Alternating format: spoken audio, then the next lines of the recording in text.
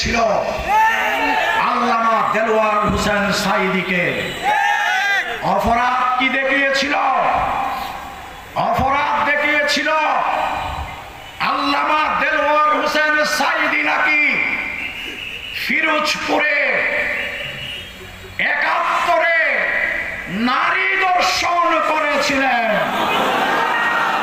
নারী দর্শনের অপরাধে দেলু শিকদারকে দেলোয়ার হোসেন সাঈদী বানিয়ে আজীবন কারাদণ্ড দিয়েছিল সাঈদী সাহেবকে।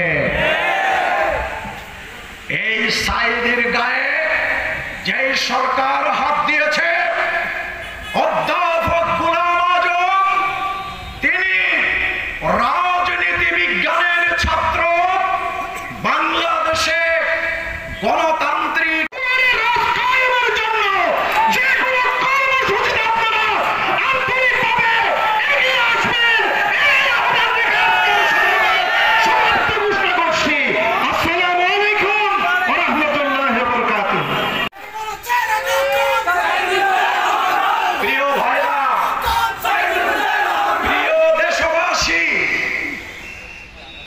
দীর্ঘ সময় কারাবন্দী করে রেখেছিল আল্লামা দেলোয়ার হোসেন সাঈদীকে। অপরাধ কি দেখিয়েছিল?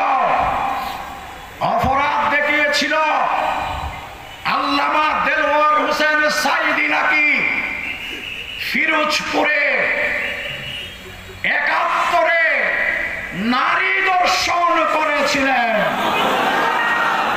নারী দর্শনের অপরাধে দেলু শিকদারকে দেলোয়ার হোসেন সাঈদী বানিয়ে আজীবন কারাদণ্ড দিয়েছিল সাঈদী সাহেবকে। এই সাঈদীর গায়ে যে সরকার হাত দিয়েছে, অধ্যাপক গোলাম আজম, তিনি